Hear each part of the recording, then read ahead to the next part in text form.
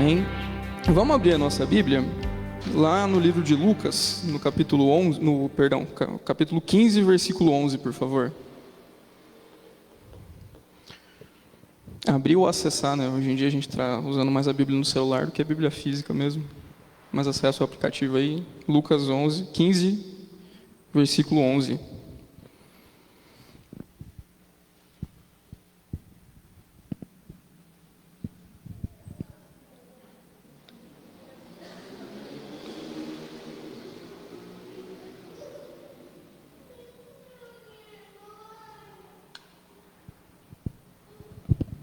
Vamos ler? Um texto muito conhecido, né? Que todo mundo conhece, a parábola do filho pródigo. A gente vai ler do 11 até o final do capítulo, até o 32. E disse: Um certo homem tinha 2 filhos, e o mais moço deles disse ao pai: Pai, dá-me a parte da fazenda que me pertence. E ele repartiu por eles a fazenda. E poucos dias depois, o filho mais novo, ajuntando tudo, partiu para uma terra longínqua, e ali desperdiçou a sua fazenda, vivendo dissolutamente. E havendo ele gastado tudo, houve naquela terra uma grande fome, e começou a padecer necessidades. E foi, e chegou-se a um dos cidadãos daquela terra, o qual o mandou para os seus campos a apacentar porcos. E desejava encher o seu estômago com as bolotas que os porcos comiam, e ninguém lhe dava nada. E caindo em si, disse: Quantos trabalhadores de meu pai têm abundância de pão, e eu aqui pereço de fome? Levantar-me-ei, e irei ter com meu pai, e dir-lhe-ei: Pai, pequei contra o céu e perante ti, já não sou digno de ser chamado teu filho. Faze-me como um dos teus trabalhadores. E levantando-se, foi para o seu pai. E quando ainda estava longe, viu-o seu pai, e se moveu de íntima compaixão. E correndo, lançou-se-lhe ao pescoço e o beijou. E o filho lhe disse: Pai, pequei contra o céu e perante ti, e já não sou digno de ser chamado teu filho. Mas o pai disse aos seus servos: Trazei depressa a melhor roupa, e vestilho. Ponde-lhe um anel na mão e sandálias nos pés. E trazei o bezerro cevado, e matai-o, e comamos e alegremo-nos. Porque este meu filho estava morto e reviveu. Tinha-se perdido e foi achado. E começaram a alegrar-se. E o seu filho mais velho estava no campo, e quando veio e chegou perto de casa, ouviu a música e as danças. E chamando um dos servos, perguntou-lhe que era aquilo. E ele lhe disse: Veio teu irmão, e teu pai matou o bezerro cevado, porque o recebeu são e salvo. Mas ele se indignou e não queria entrar. E saindo o pai, estava com ele. Mas respondendo ele, disse ao pai: Eis que te sirvo há anos, sem nunca transgredir o teu mandamento, e nunca me deste um cabrito para alegrar-me com os meus amigos. Vindo, porém, este teu filho, que desperdiçou a tua fazenda com as meretrizes, mataste-lhe o bezerro cevado. E ele lhe disse: Filho, tu sempre estás comigo, e todas as minhas coisas são tuas. Mas era justo que alegremo-nos e regozijemo-nos, porque este teu irmão estava morto e reviveu, tinha-se perdido e foi achado. Como eu falei, é um texto bem conhecido, né? A gente usa bastante esse texto quando vai falar de evangelismo, quando vai falar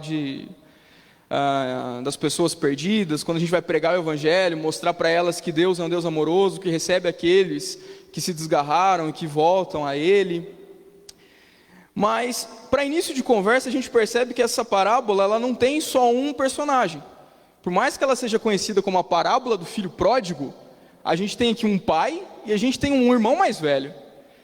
A história central não gira exclusivamente em relação à figura do filho pródigo. A gente tem outros personagens que Jesus faz questão de citar, faz questão de pontuar e de trazer algumas características desses personagens e de contar um breve relato sobre a história desses personagens. E eu não sei se vocês já pensaram como eu, mas muitas vezes que eu li essa parábola, eu achava que ela terminava sem um final, que ela terminava sem um desfecho. Porque quando Jesus ele se encaminha para terminar de contar a parábola, ele fala do filho mais velho que chega em casa, fica indignado ao ver o filho mais novo, que voltou depois de ter gastado tudo que o pai tinha dado para ele, e vê o pai ainda em festa com aquilo. Na cabeça dele, esse filho imaginava que o pai deveria ser rigoroso, enérgico, brigar com o filho, mas não comemorar o fato do filho ter voltado. E o pai fala para ele: mas meu filho, você está aqui comigo todo dia, tudo que eu tenho é meu, e era justo que a gente se alegrasse pelo meu filho, pelo seu irmão que retornou para casa. Só que o filho mais velho, ele não dá uma resposta ao pai. E a gente também não sabe, Jesus não conta aqui o que acontece depois disso. O que se passa depois disso. E isso tem um motivo. O contexto em que Jesus conta essa parábola é um contexto muito interessante. Uns capítulos atrás, se a gente voltar, a gente vai ver que Jesus está a caminho de Jerusalém, e ele, nesse caminho, ele faz várias coisas, conta várias parábolas.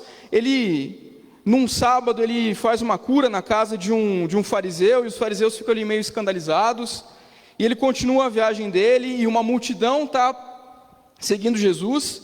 E se a gente for começar a ler o capítulo 15 ali, a gente vai ver que fala assim: e chegavam-se a ele todos os publicanos e pecadores para o ouvir. E os fariseus e os escribas murmuravam, dizendo: este recebe pecadores e come com eles. E ele, Jesus no caso, lhes propôs essa parábola dizendo... Então, antes da parábola do filho pródigo, tem um contexto aqui que a gente precisa observar. Jesus estava falando à multidão, e no meio dessa multidão havia escribas e fariseus. Como a gente já está cansado de saber, os escribas, os fariseus, eles eram os doutores da lei, os mestres da lei, aqueles que eram mais apegados à lei judaica, aqueles que se consideravam os santos, os únicos escolhidos por Deus, aqueles que detinham de verdade a palavra de Deus, aqueles que eram os santos que praticavam de fato a lei de Deus. E eles viam Jesus comendo com pecadores, falando com pecadores, com publicanos, eles se escandalizavam. Eles falavam: como que esse que se diz o mestre se assenta junto com pecadores, come com pecadores? Quem é esse que se diz o mestre que para ensinar aqueles que não são dos nossos, não são fervorosos como a gente, não são religiosos como nós? E quando Jesus propõe essa parábola do filho pródigo, ele está falando para essa galera. Ele está falando para gente que era pecadora, que era perdida, que precisava de salvação, de um lado, gentios e pessoas que não conheciam a Deus, e está falando para pessoas que conheciam a Deus, mas conheciam a Deus da forma farisaica, das pessoas hipócritas, daqueles a quem Jesus disse que eram uma raça de víboras.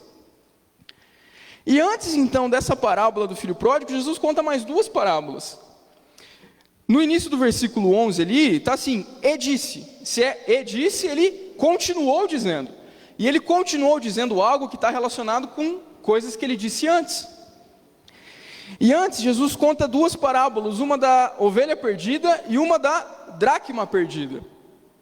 Mais ou menos ali na mesma temática, mais ou menos falando sobre o mesmo assunto, só que com lições diferentes, com nuances diferentes, que se a gente pegar essas três parábolas e interpretá-las conjuntamente, vai dar a mensagem que Jesus de fato está querendo dizer. Primeiro ele fala da ovelha perdida, que ele fala qual dos pastores que, tendo a sua ovelha ali no deserto, ela se perde ou ela se desgarra, tendo 100 ovelhas ali, ele não deixa 99 no deserto e vai atrás da sua ovelha perdida e traz ela de volta, e quando ele traz, ele se regozija, e ele fica feliz, ele dá uma festa, ele chama seus amigos e fala: olha, encontrei a minha ovelha. E depois ele fala da mulher com as 10 dracmas. Qual da mulher que, perdendo uma das suas 10 dracmas dentro da sua casa, nessas moedinhas que ela usava de adorno, dentro da sua casa, ela não faz ali uma revolução para conseguir encontrar, e quando ela encontra, ela então não fica feliz e tudo mais. Jesus está falando aqui de duas situações. A primeira situação, que ele, Jesus, veio para falar àqueles que estavam perdidos para fora. A ovelha perdida representa aqueles que estavam desgarrados, que estavam longe, que estavam fora. Mas Jesus também veio buscar aqueles que estavam perdidos dentro. A dracma se perde dentro de casa. Aqueles que já eram conhecedores, aqueles que já sabiam que Jesus viria, que o Messias viria, aqueles que já conheciam o Deus Todo-Poderoso, mas que mesmo assim eles estavam perdidos. E quando ele continua dizendo a parábola do filho pródigo, ele dá o exemplo das duas pessoas perdidas a quem ele veio buscar. Daqueles que se desgarraram e se perderam fora, e aqueles que se perderam dentro. Que mesmo conhecendo a Deus, que mesmo sabendo quem Deus é, mesmo conhecedores da lei e da palavra, ainda assim permanecem perdidos. E enquanto os pecadores e os publicanos eram esses que se perdiam fora, os fariseus eram aqueles que estavam perdidos dentro da religião, dentro do conhecimento, dentro do contexto religioso, dentro da cultura religiosa. Eles estavam perdidos mesmo dentro do cotidiano religioso, mesmo detentores de todo conhecimento, mesmo sabendo quem Jesus era, se perderam dentro. É nesse contexto então que Jesus conta essa parábola. É isso que Jesus está querendo dizer quando ele fala do filho fora e do filho dentro, ou do filho que sai e do filho que permanece. Que há pessoas que se perdem se desgarrando e há pessoas que se perdem sem precisar se desgarrar. E às vezes nós, enquanto crentes, dentro da igreja, nós nos perdemos. Às vezes nós estamos perdidos dentro de um contexto religioso, vindo na igreja todos os domingos, participando das atividades da igreja, mesmo tendo uma rotina de oração, mesmo tendo uma rotina de leitura bíblica, nós nos perdemos. Assim como os fariseus naquela época estavam perdidos, assim como esse filho mais velho estava dentro da casa do pai, tendo contato com o pai diariamente, mas estava perdido, nós nos perdemos também. E quando que nós nos perdemos? Nós nos perdemos quando nós cremos que o nosso tempo de igreja valida a nossa fé, a nossa comunhão e a nossa salvação. Esse filho mais velho que não saiu da casa do pai, que não pediu a parte dele e foi-se embora, que não gastou a parte dele com farra, com meretrizes, esse filho que permaneceu, quando ele vê o irmão dele voltando, ele olha para o pai dele e disse: pai, há quanto tempo eu estou aqui na sua casa? Porque na cabeça dele, o fato dele permanecer muito tempo, ou nunca ter se desgarrado, ou nunca ter feito o que não deveria fazer lá fora, mas o fato dele permanecer por muito tempo ali dentro da casa do pai, na cabeça dele, aquilo era o que valia como o penhor da sua salvação ou da sua comunhão com o pai. Às vezes nós, porque passamos muito tempo envolvidos nesse contexto religioso, deixamos o cotidiano, deixamos os costumes e a religiosidade em si fazer com que nós acreditamos que nós temos comunhão com Deus, quando na verdade nós estamos completamente perdidos. A rotina religiosa, vir à igreja, isso não significa comunhão com Deus. Isso não significa que somos salvos. Isso não significa que conhecemos a Deus. Isso não significa que temos o Espírito Santo em nosso coração. E quantas pessoas lotam igrejas, domingo após domingo? Quantas pessoas frequentam células, grupos familiares, cultos de jovens? Quantas pessoas colocam pregações para ouvir no YouTube? Você entra no carro dela, ela está ouvindo um louvor ou está ouvindo uma música gospel. Mas essas pessoas não têm de fato o conhecimento e a revelação de quem é Deus. O tempo de igreja, o tempo de crente, isso não faz com que nós sejamos salvos ou com que nós sejamos pertencentes à comunhão com Deus. E muitas vezes, porque a gente está nessa rotina, a gente está fazendo as coisas mecanicamente, nem passa pela nossa cabeça se de fato nós estamos nos entregando a Deus, ou entregando nosso coração de fato a Deus da forma como Ele espera que nós entreguemos. Há tanto tempo, diz o filho pródigo, às vezes nós olhamos para Deus e perguntamos: Deus, há tanto tempo que eu estou na tua casa, por que isso, por que aquilo? Ou há tanto tempo eu estou na sua casa, por que não acontecem coisas comigo? Ou por que eu busco experiências e não tenho? Ou por que eu procuro entender algo e não consigo entender? É porque o contexto religioso e a rotina religiosa não nos faz de fato conhecedores de quem é Deus, não nos aproxima de Deus, mas sim a espiritualidade, a verdade do Evangelho que está por trás de tudo isso. Outra coisa é que nós nos perdemos quando nós acreditamos que nós somos tão crentes que nós nos justificamos a nós mesmos. O filho pródigo olha para o pai dele e fala: eu estive aqui há tanto tempo sem nunca transgredir um mandamento seu. Ele acreditava piamente, ele acreditava que de fato ele era bom o suficiente para chamar a atenção do pai para ele. Ele acreditava que o fato dele ser alguém que nunca tinha transgredido uma lei, ou que na cabeça dele nunca tinha transgredido uma lei, era isso que fazia com que o pai olhasse para ele e o amasse, e o queresse bem, e desse a ele todas as coisas que ele tinha. Às vezes envolvidos nesse contexto religioso e envolvidos na comunidade da igreja, nós começamos a acreditar que nós somos santos por nós mesmos. Assim como os fariseus olhavam para si e se enchiam de si, porque acreditavam que eles eram de fato aqueles que eram salvos e santos, nós passamos a olhar com arrogância para quem está da porta para fora da igreja. E acreditamos que nós podemos ser santos por nós mesmos, que nós podemos nos salvar, que nós somos bons porque nós praticamos a lei, porque nós observamos a lei, porque nós meditamos a lei. Nós deixamos pouco a pouco de ser dependentes de Deus. Geralmente quem está na igreja desde pequeno, quem nunca viveu uma vida dissoluta ou uma vida desregrada, ou quem se converteu depois que se converteu sempre permaneceu ali, indo na igreja sem fazer nada, entre aspas, errado, acredita que de fato, a sua força, acredita que o seu ímpeto o faz santo.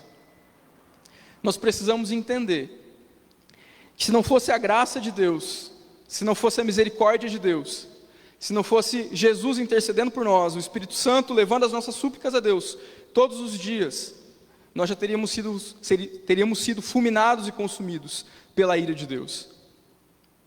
A única coisa que nos difere das pessoas que estão lá fora é que nós já conhecemos a verdade e eles ainda não conheceram a verdade. A única coisa que nos difere de pessoas que nós costumamos dizer que são pecadoras é que nós já recebemos a graça de Cristo e elas ainda não reconheceram a graça de Cristo.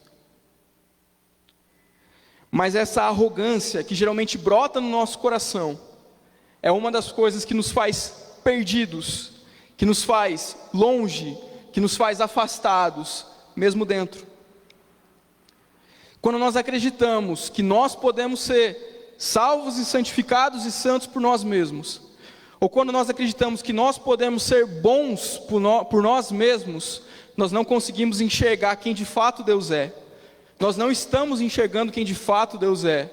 Ou seja, nós não conhecemos a Deus de fato.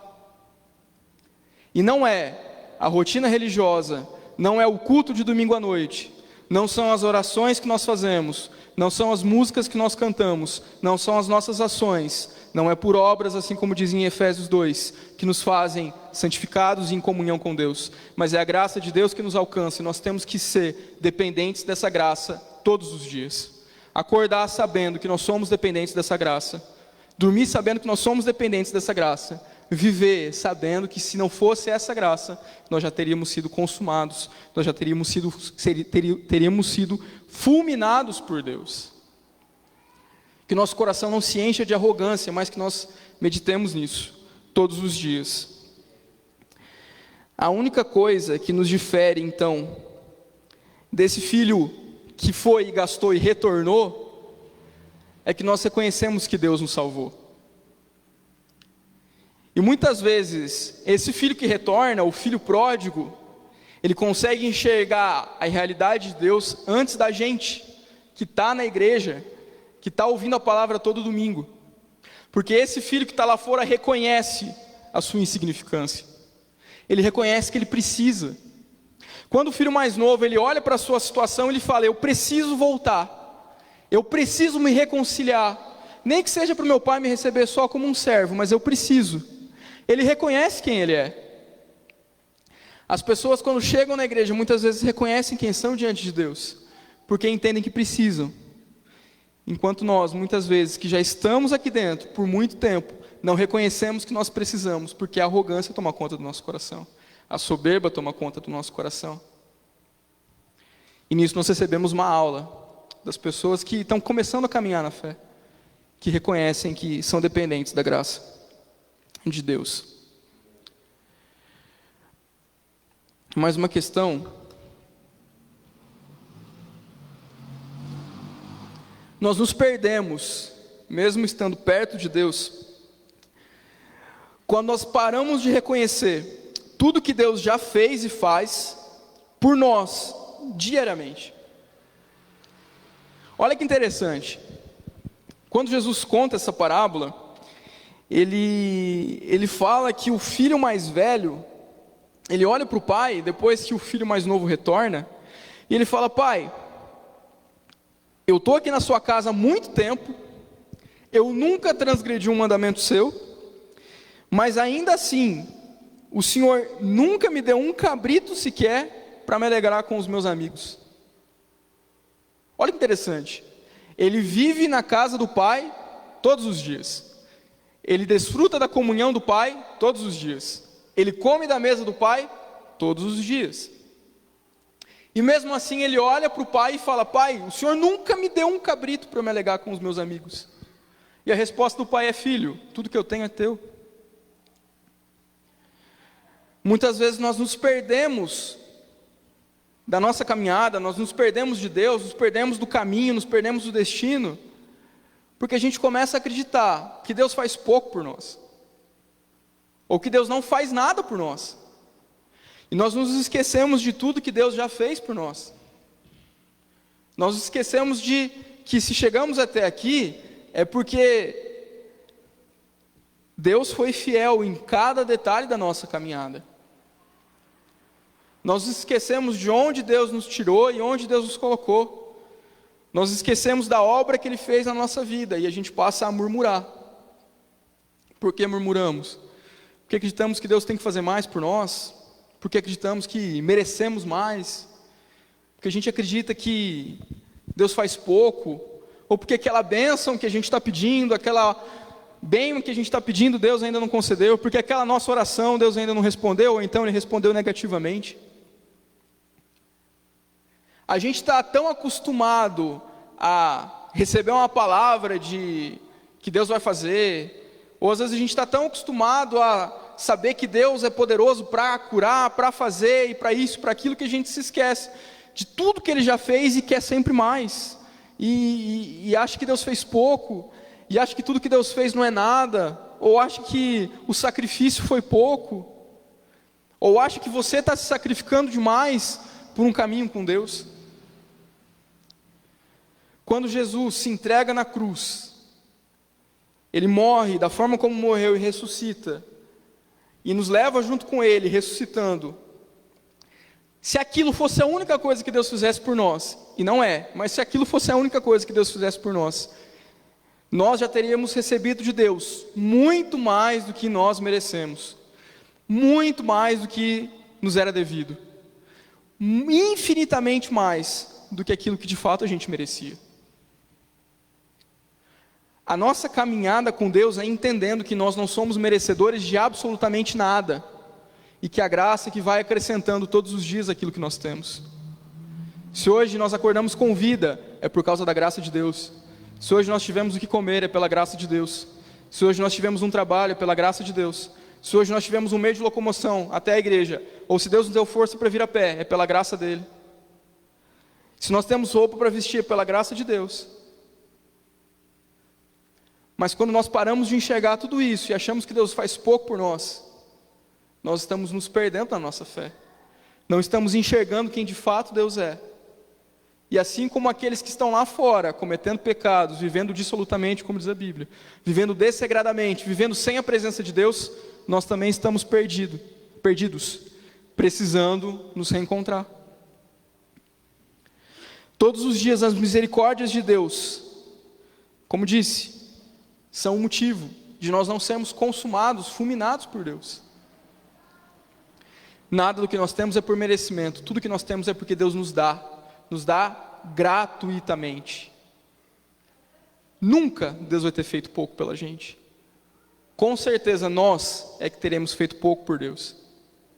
Nós é que teremos nos sacrificado pouco, trabalhado pouco, pregado pouco, falado pouco do Evangelho. Tudo que nós fazemos ainda não é suficiente. Quando nós não reconhecemos isso, nós estamos nos perdendo da nossa fé, da nossa caminhada. Estamos nos perdendo, mesmo estando aqui dentro da igreja. Nós nos perdemos quando não conseguimos entender o amor de Deus e o objetivo desse amor reconciliador. A última coisa que o filho fala para o pai, e que muitas vezes nós falamos para Deus, é o que está ali no versículo 30. Vindo, porém, este teu filho, que desperdiçou a tua fazenda com as meretrizes, mataste-lhe o bezerro cevado. O filho não consegue entender, o mais velho, ele não consegue entender o que está acontecendo. Ele não consegue entender por que aquele pai está tão feliz, está tão alegre. Ele não consegue entender qual é o motivo de festa na casa dele. Porque aquele filho na cabeça dele não merecia tudo aquilo. Aquele filho que retorna merecia a condenação, não merecia a redenção, não merecia a graça, não merecia o perdão. Ele escolheu por ele mesmo ir. Ele escolheu por ele mesmo gastar tudo que ele tinha. Esse filho mais velho, ele não consegue entender que o amor de Deus está disponível para ser acessado por todos aqueles que são eleitos por Ele. Ele não consegue entender que a mensagem do Evangelho, ou que a mensagem que Jesus veio pregar, é a mensagem de que há perdão para todos aqueles que se arrependem. Ele não consegue entender que a graça é universal. Quantas vezes nós olhamos para quem está lá fora e não conseguimos nos alegrar, porque vemos transformação, porque vemos Deus abençoando, porque vemos Deus fazendo algo. Ou quantas vezes nós nos sentimos até com inveja, quantas vezes sentimos ciúmes, inveja, de ver Deus trabalhando tanto na vida de uma pessoa recém-convertida, que recém descobriu o Evangelho, e achamos que Deus faz pouco na nossa vida e está fazendo muito na vida da outra pessoa. É porque nós não conseguimos entender, assim como esse filho não conseguia entender, que a mensagem principal é o amor de Jesus, é o amor de Deus por aqueles que se perdem.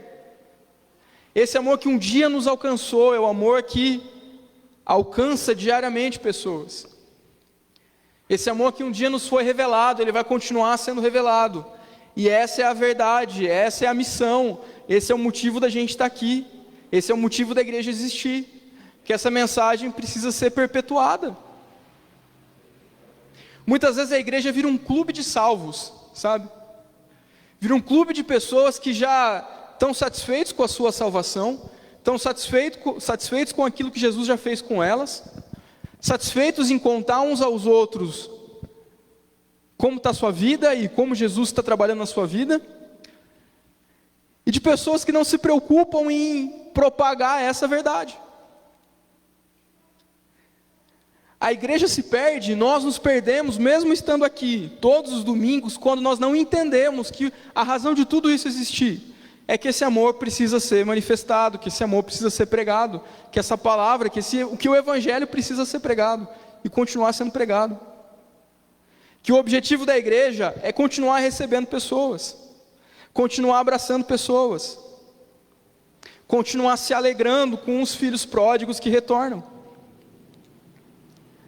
Nas duas parábolas anteriores, Jesus fala que a festa no céu, ali no versículo 7 do capítulo 15, digo-vos que assim haverá alegria no céu, por um pecador que se arrepende, mais do que por 99 justos que não necessitam de arrependimento. O que Jesus está querendo dizer aqui, literalmente, é que Ele fica muito feliz quando nós nos reunimos para louvá-lo e adorá-lo, quando a igreja se reúne para exaltar o nome dEle, mas que há muito mais festa no céu, quando a igreja abraça aqueles que estão chegando, arrependidos dos seus pecados. Mas quando a gente está há muito tempo na casa do Pai, quando a gente já está com o nosso coração tão arrogante, a ponto de acreditar que nós nos justificamos por nós mesmos, quando a gente está murmurando e revoltoso com Deus, achando que Deus está fazendo pouco, a gente não consegue entender o que Deus faz na vida das pessoas, a gente não consegue entender o que é arrependimento, porque nós, perdidos, também precisamos desse arrependimento. A gente não consegue entender por que Deus ainda alcança pessoas que não merecem na nossa cabeça serem alcançadas. Porque a gente não consegue olhar para dentro da gente e entender que a gente também precisa ser alcançado.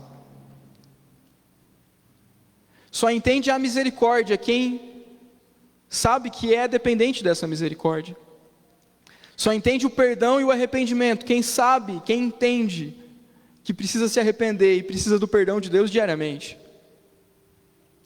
E muitas vezes nós, mesmo estando aqui, conhecedores da verdade da palavra, nos perdemos e não conseguimos entender a verdade do Evangelho, a verdade da mensagem. Não conseguimos entender o amor de Deus por aqueles que se perdem.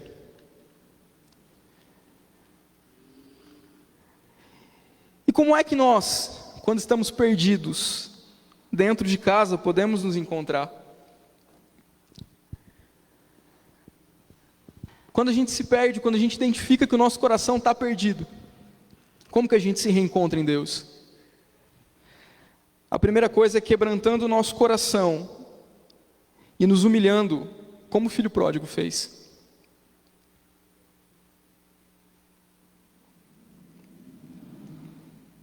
O filho perdido, quando ele retorna, ele está completamente entregue. Ele está completamente despojado de qualquer orgulho, de qualquer vontade própria, força própria. Ele está desprovido ali de qualquer brio. Porque ele sabe que ele saiu achando que ele era bom o suficiente para sair sozinho e precisou retornar porque ele não era bom o suficiente. Ele sabia que quando ele voltasse para a casa do pai, os empregados do pai, as pessoas iam olhar para ele e iam ver que ele não foi bom o suficiente, que ele não conseguiu. Ele sabia que o pai ia olhar para ele e ia saber que ele gastou todo o dinheiro. Quando ele chega diante do pai, ele chega completamente entregue, humilhado. É esse coração, é esse espírito que nós devemos ter diante de Deus. Entender que nós não somos nada, entender que nós não merecemos nada, entender que nós devemos nos limitar a engrandecer o nome de Deus e reconhecer que Ele é soberano sobre todas as coisas. Não deixar o nosso coração se enrijecer, mas quebrantar o nosso coração, amolecer o nosso coração diante da presença de Deus.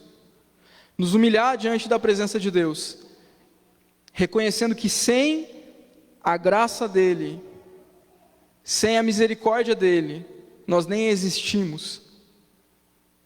É isso que nos faz nos reencontrarmos em Deus, conhecer de fato quem é Deus, entender de fato quem é Deus, quebrantar o nosso coração, nos humilhar diante da presença de Deus e deixar que a vontade dEle seja soberana. É interessante que o filho mais novo, quando ele retorna, ele não retorna sabendo que ele vai ser filho. Ele pensa assim: eu vou retornar porque o meu pai tem muitos empregados, então ele vai me dar trabalho. Eu sei que eu não sou digno de ser mais filho dele, mas pelo menos trabalho meu pai vai me dar. E quando o pai o recebe enquanto filho, mas quando ele chega diante do pai, ele não exige absolutamente nada. Ele não requer absolutamente nada. Ele não impõe absolutamente nada. Ele fala: pai, me recebe como um servo. Não me recebe como eu quero, mas me recebe como o Senhor me quer receber. Não faça de mim o que eu quero que seja feito, mas faça aquilo que o Senhor quer fazer. E é essa a nossa atitude diante de Deus, a nossa postura diante de Deus. Reconhecer que a nossa vontade não vai imperar e não deve. Reconhecer que o nosso jeito, reconhecer que quem nós queremos ser, que nada disso tem valor para Deus e não deve ter valor na nossa vida também. Mas saber que o jeito de Deus, aquilo que Deus quer para você, aquilo que Deus quer para a nossa vida, é isso que de fato deve imperar. Outra coisa que nos faz nos reencontrarmos com Deus é olhar para Deus e entender o seu caráter de pai, que acolhe e que ama. Entender que se nós estamos aqui, se nós desfrutamos da comunhão de Deus, se nós fazemos a vontade de Deus, se nós nos prestamos ao serviço da obra de Deus, que não é por obrigação, que não é por medo de ir para o inferno, que não é por medo de retaliação divina, mas é porque o Pai nos amou primeiro e nos chamou para amá-lo de volta. Reconhecendo que Deus é um Pai que ama e que nos acolhe como filhos.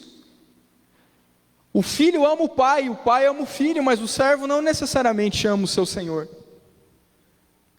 O servo não necessariamente tem carinho, tem afeto ou obedece porque tem prazer em obedecer, mas obedece porque é obrigado. Quando nós olhamos para Deus e reconhecemos que Deus não é o ditador que nós pensamos que Ele é muitas vezes, reconhecemos que Deus não é aquele cara malvado que está procurando um erro nosso para nos castigar, mas que Ele é um Pai amoroso que está de braços abertos para nos receber de volta sempre que pecamos, nós o amamos de volta e passamos a viver aqui, diante da presença dEle, em comunhão com a igreja e com Ele, por amor, por prazer. A obediência que vem pelo amor, e o amor que vem pela obediência, e não a obrigação que vem pelo medo. Esse filho mais novo entendeu isso. Ele conseguiu enxergar o caráter de amor do pai. O filho mais velho não. Ele olha para o pai e o via como uma figura apenas de autoridade, mas não como uma figura de amor. O que nos faz nos reencontrar com Deus é entender o seu caráter de amor e que Ele está de braços abertos para nos receber, de que Ele nos limpa, de que Ele tem uma aliança com a gente e que nós estamos aqui e o obedecemos por amor. E por fim, algo que eu já falei muito, mas que é sempre bom frisar: reconhecer que nós precisamos e precisamos buscá-lo. Reconhecer que a gente precisa mais do culto do que Deus precisa dele. Reconhecer que a gente precisa mais da oração do que Deus precisa das nossas orações. Reconhecer que a gente precisa estudar a Deus, buscar a Deus, pregar a palavra e receber a palavra mais do que Deus precisa de tudo isso. Deus vai continuar sendo Deus, mas nós não vamos continuar em comunhão se nós não reconhecemos que nós precisamos buscá-lo. Reconhecer que a misericórdia de Deus é o motivo das nossas vidas ainda serem poupadas. E reconhecer que se há algo preparado para nós depois de tudo isso, é pela graça de Deus. Reconhecer que se Ele veio, morreu, ressuscitou e nos preparou um lugar, é porque Ele foi gracioso e que nós precisamos e dependemos dessa graça. Amém? Queria que você se colocasse de pé, fechasse seus olhos.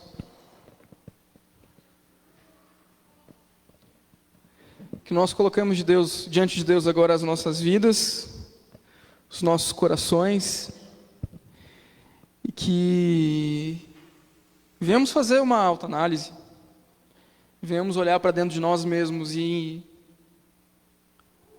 diagnosticar se nós de fato precisamos nos reencontrar com Deus.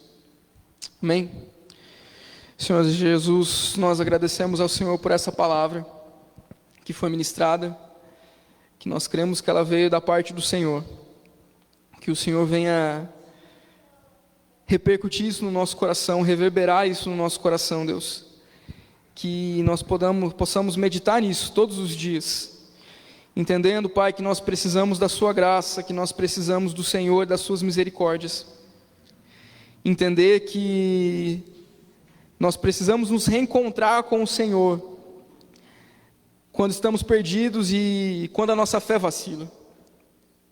Entender, Pai, que mesmo que estejamos na igreja há muito tempo, e que ouçamos a sua palavra todos os domingos, que nós precisamos de comunhão e de fato saber quem o Senhor é, entender que o contexto religioso, que entender que a cultura religiosa, que nada disso, Deus, vai nos salvar, ou vai nos levar para o céu, ou vai nos fazer próximos do Senhor, mas que tudo isso é um caminho para de fato reconhecermos, Deus, quem o Senhor é, reconhecemos o seu amor, reconhecemos a sua misericórdia, e que isso sim de fato vai nos fazer ter comunhão com o Senhor, Pai, vai fortalecer a nossa fé. Que o Senhor possa nessa noite, Deus, examinar o nosso coração, e se há algum caminho mau, se há alguma raiz no nosso coração, Deus, que possa nos fazer perdidos ou afastados, ou se há alguma coisa no nosso coração que nos tenha afastado da comunhão, que o Senhor possa alcançar, Deus, e que nós venhamos a Te glorificar e engrandecer o Seu nome todos os dias, Pai. Abençoa o nosso final de semana, o nosso domingo, fica conosco, nos enche do Teu Espírito Santo, e que sejamos, Deus, fora das portas da igreja, agentes do Teu reino, Pai. Que nós sejamos aqueles que entendem a Tua mensagem, que entendem o Teu amor e que levam o Evangelho por onde vão. É a nossa oração, Deus, em nome de Jesus. Amém. Amém. É isso. Boa noite, gente. Valeu. Não sei se o pastor vai finalizar. Está finalizado? Está encerrado? Então Deus abençoe. Tamo junto.